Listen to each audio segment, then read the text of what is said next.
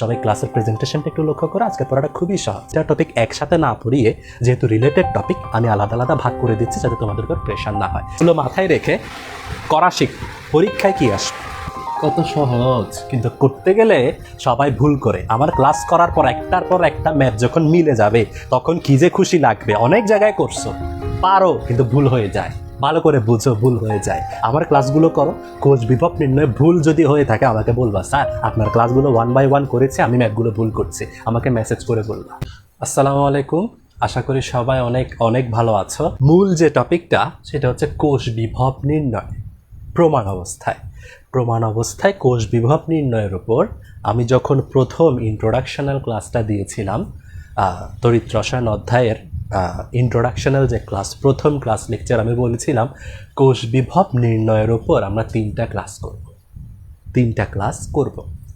একটা ক্লাস হচ্ছে কোষ বিভব নির্ণয়টা শেখাবো, কিভাবে কোষ বিভব নির্ণয় করতে হয়। কোষ বিভব টপিকটার উপর মানে আরও দুইটা সাব টপিক আছে। একটা হচ্ছে আজকের টপিক স্বতঃস্ফূর্ত কোষ বিক্রিয়া। আমরা কোষ বিভব নির্ণয়ের মাধ্যমেই আজকের ক্লাস লেকচারটা করব। স্বতঃস্ফূর্ত কোষ বিক্রিয়া মানে একটা বিক্রিয়া স্বতঃস্ফূর্তভাবে ঘটবে কি ঘটবে না সেটা আমার কোষ বিভবের মানের উপর নির্ভর করে। ঠিক আছে, তো কোষ বিভব প্রমাণ অবস্থায় কোষ বিভব নির্ণয় টপিকটার উপর আমরা তিনটা ক্লাস লেকচার করব। একটা আমরা অলরেডি করেছি, একটা আজকে করব, পরবর্তীতে ইনশাআল্লাহ আগামী ক্লাসে করব। আমাদের ফার্স্ট ক্লাস, গত ক্লাস আমরা সম্পন্ন করেছি প্রমাণ অবস্থায় কোষ বিভব নির্ণয়। প্রমাণ অবস্থায় কোষ বিভব নির্ণয় আমরা পারি। আমরা জানি ইনট কোষ ইকুয়াল টু ইনট ক্যাথোড বিজারণ মাইনাস অ্যানোড বিজারণ, অর্থাৎ ক্যাথোডের বিজারণ বিভব থেকে যদি আমি অ্যানোডের বিজারণ বিভব বাদ দিই আমি কোষ বিভব ইজিলি নির্ণয় করতে পারি। যেটা ছিল আমাদের নর্মাল সূত্র। একটা সূত্র দিয়ে আমরা কোষ বিভব নির্ণয় করব। স্বতঃস্ফূর্ত কোষ বিক্রিয়া, আর একটা হচ্ছে পাত্রে রাখা যাবে কিনা। পরীক্ষায় সৃজনশীলে আসবে উদ্দীপকের কোষটির কোষ বিভব নির্ণয় করো, উদ্দীপকের বিক্রিয়াটি স্বতঃস্ফূর্তভাবে ঘটবে কিনা বলো, উদ্দীপকের এই ধাতুটি অমুক ধাতুর পাত্রে রাখা যাবে কিনা। তো তিনটা টপিক একসাথে না পড়িয়ে যেহেতু রিলেটেড টপিক আমি আলাদা আলাদা ভাগ করে দিচ্ছি যাতে তোমাদের উপর প্রেশার না হয়। আমাদের টপিক স্বতঃস্ফূর্ত কোষ বিক্রিয়া, খুবই ছোট ক্লাস, ইনশাল্লাহ আধা ঘন্টার মধ্যে শেষ হয়ে যাবে। আমাদেরকে যদি একটা কোষ দেয়া থাকে, কোষটা থেকে আমরা অ্যানোড এবং ক্যাথোড পিক করতে পারবো। কোষের অ্যানোড এবং ক্যাথোডের বিজারণ বিভব কাজে লাগিয়ে সূত্রের সাহায্যে আমরা কোষ বিভব নির্ণয় করতে পারি।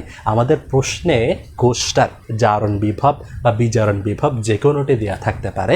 আমরা জারণ বিভব বিজারণ বিভব যাই দেওয়া থাকুক না কেন আমরা সেটাকে বিজারণে কনভার্ট করে সূত্র ইউজ করে আমরা কোষ বিভব নির্ণয় করা শিখেছি। আজকে ওই সূত্রটাই কাজে লাগাবো, জাস্ট আরেকটু নতুনভাবে। পরীক্ষায় মানে সেম কোয়েশ্চেন অন্যভাবে কীভাবে আসতে পারে সেটা আমরা দেখব। সো আজকে আমাদের কোষ বিভব নির্ণয়ের দ্বিতীয় ক্লাস স্বতঃস্ফূর্ত কোষ বিক্রিয়া। সবাই ক্লাসের প্রেজেন্টেশনটা একটু লক্ষ্য করে। আজকে পড়াটা খুবই সহজ, ঠিক আছে।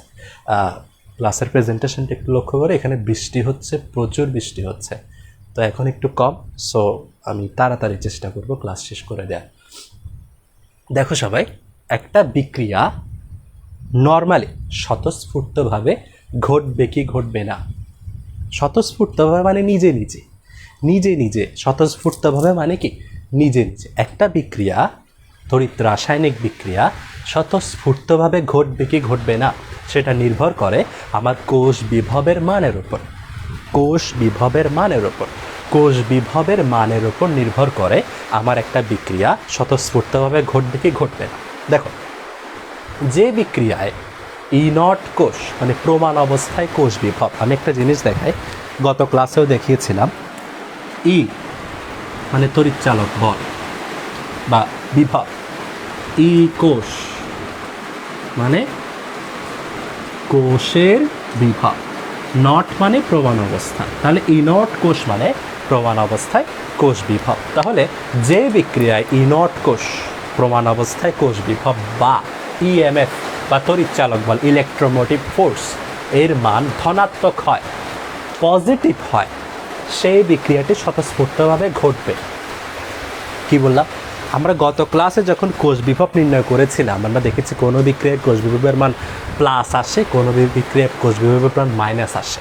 এই প্লাস মাইনাসের উপর ভিত্তি করে আমি পিক করব আমার বিক্রিয়াটা স্বতঃস্ফূর্তভাবে ঘটবে নাকি ঘটবে না।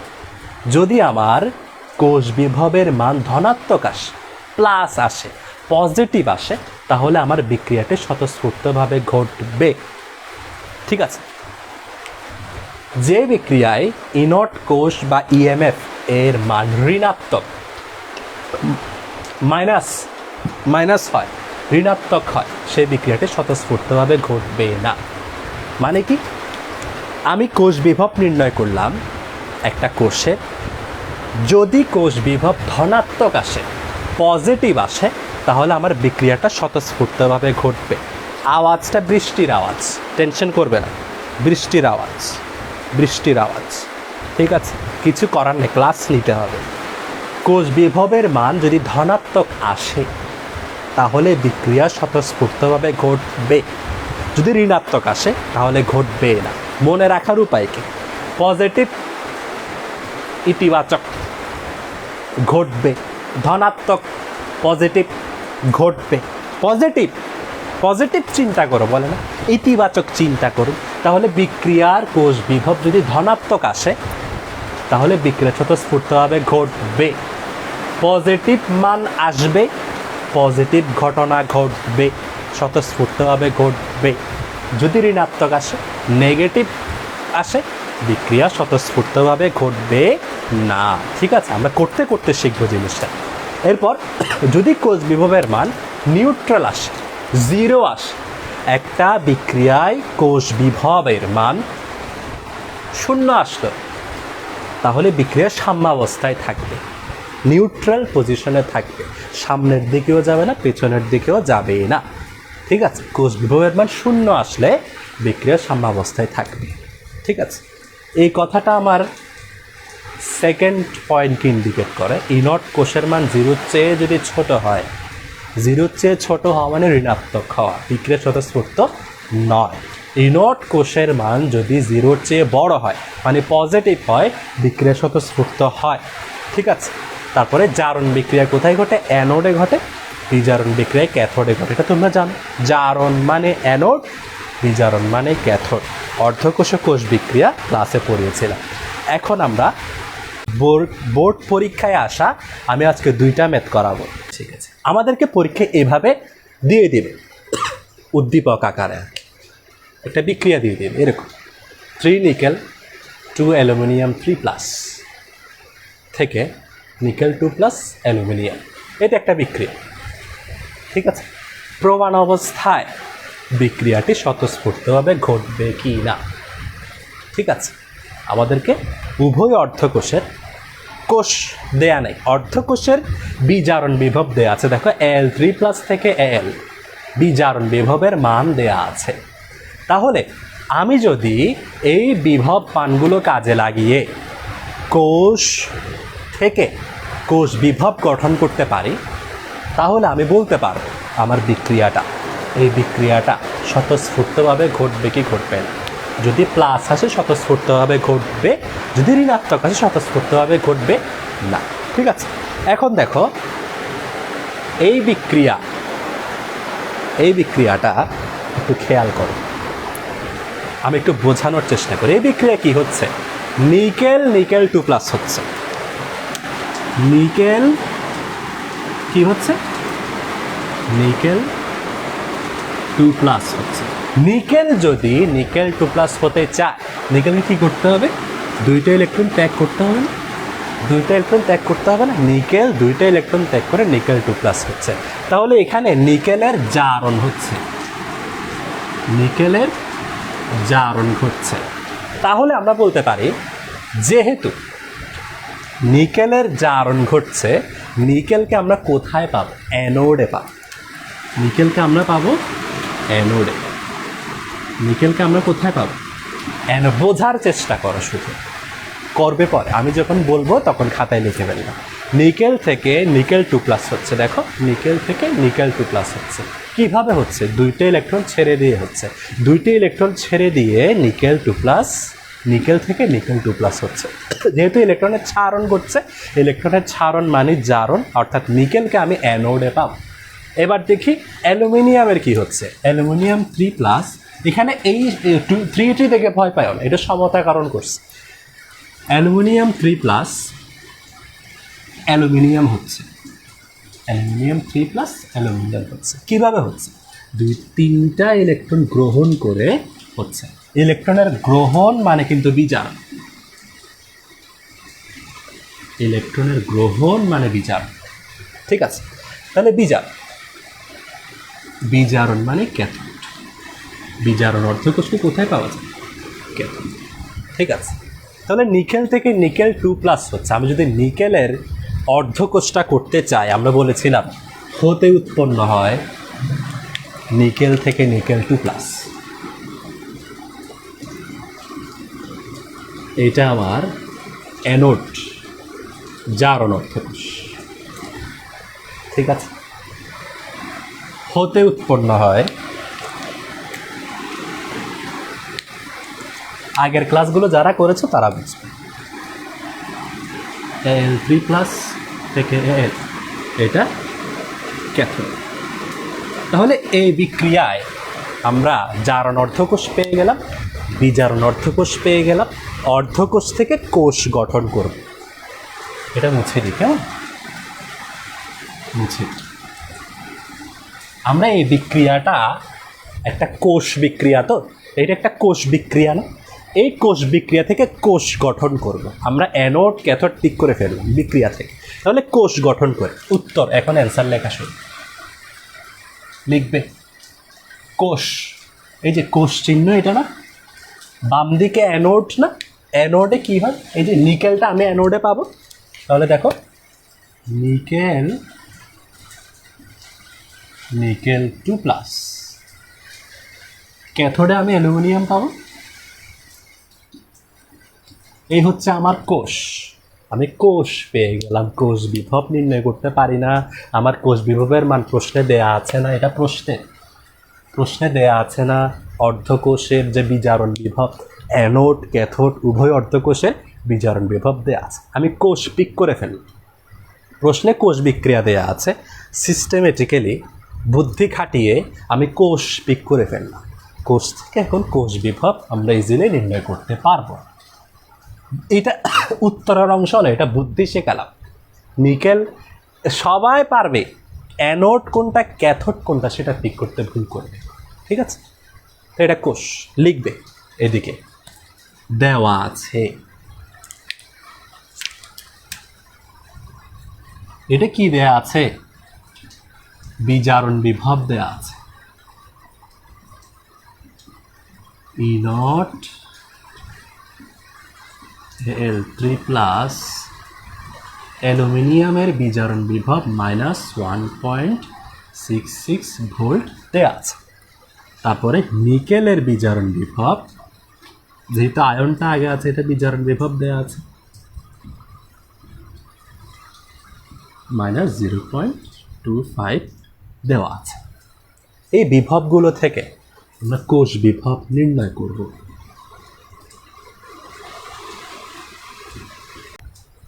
চিটারি করবা না, আবার ক্লাস সব করে সৃজনশীল টেস্ট পেপার সবগুলো নিজে করে যখন মিলে যাবে অ্যান্সার, এর চেয়ে আনন্দের অনুভূতি আর পৃথিবীতে নাই। আমরা জানি ভুল হয়ে যায়, তড়িৎ রসায়ন সহজ জিনিস, কিন্তু ওই প্লাস মাইনাস অ্যানোড ক্যাথোড জারণ বিজারণ ভুল হয়ে যায়। আমরা কি জানি? ইনট কোষ, একটা সূত্র মাথায় রাখবো শুধু, বেশি বোঝাবুঝি করতে গেলে সমস্যা। এই অ্যানোড ক্যাথোড পিক করতে পারবে না, সবাই সব পারবে। এই অ্যানোড ক্যাথোড পিক করতে ঝামেলা হয়ে যাবে। ক্যালকুলেশন কি? যোগ বিয়োগ। কিন্তু অ্যানোড ক্যাথোড পিক করা সূত্র বেশি জানতে গিয়ে ঝামেলা করে ফেলবে। এটা মাথায় রেখে ক্যাথোডের বিজারণ, ক্যাথোডকে, এটা ক্যাথোড কেমনে বলেছি, বাম দিকেরটা অ্যানোড, ডান দিকেরটা ক্যাথোড, ক্লিয়ার? আর অ্যালুমিনিয়াম দেখাইছিলাম, অ্যালুমিনিয়ামে বিজারণ ঘটে, ক্যাথোড, ঠিক আছে? তাহলে এটা দেয়া আছে। মাইনাস 1.66 হুবহু এভাবে লিখবা অ্যানোড নিকেল মাইনাস 0. প্লাস মাইনাসে ভুল হয়ে যায়, ঠিক আছে, প্লাস 0.25 কত কত আসে মাইনাস 1.66 প্লাস 0.25 মাইনাস 1.41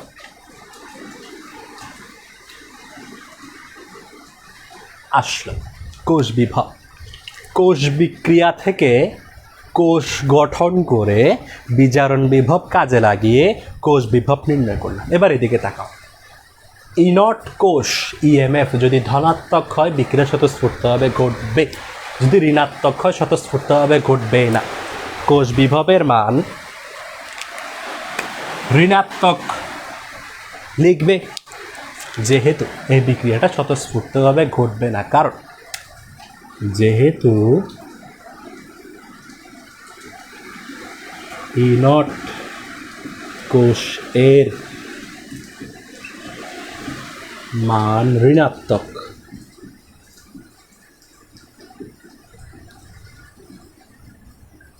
তাই বিক্রিয়াটি স্বতঃস্ফূর্তভাবে ঘটবে না, এটুকুই।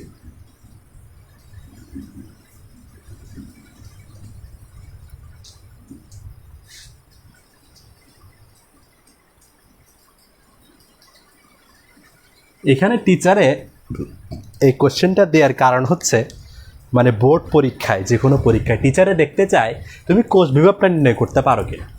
প্লাস মাইনাস দেখে এটা যে কেউ বলতে পারে, টিচার দেখতে চায় যে এই ছেলে বা এই মেয়ে মাইনাস প্লাস এটা পারছে কিনা, কোষ বিভব নির্ণয় করতে পেরেছে কিনা, এটা দেখতে চায়। এটা দেখে এদিকে রাইট 2টা দিয়ে 3-এ 3 দিয়ে দেবে, এটার জন্য 3 নাম্বার পাবো, বুঝছো? ঠিক আছে, বুঝেছ সবাই? আমি শুধু এটা করে দিব, একটা কথা বলবো না, কপার থেকে কপার 2+ হচ্ছে, তাহলে অ্যানোডটা বাম দিকে থাকে, ক্যাথোডটা থাকে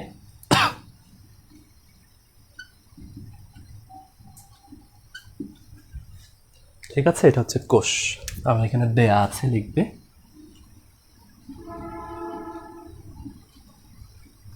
দেওয়া আছে।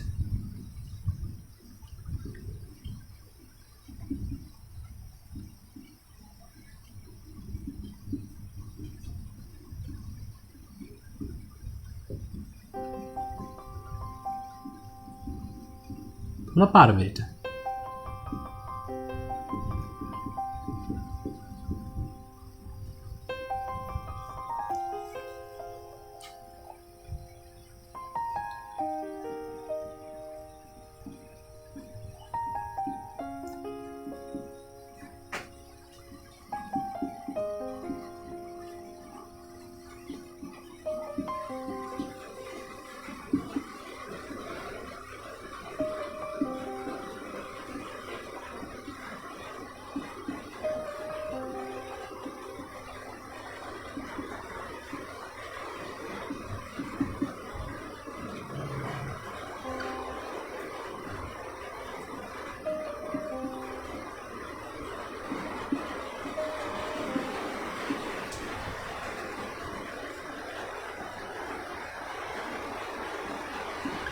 ক্যাথোডে আমরা জিঙ্কটা পাবো।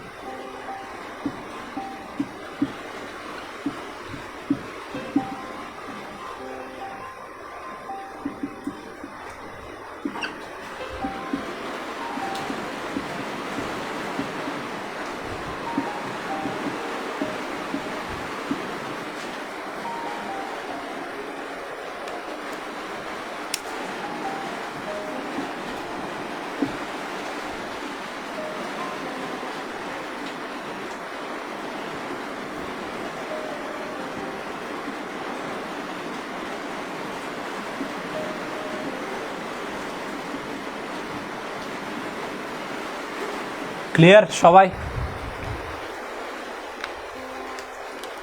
সবাই ক্লিয়ার?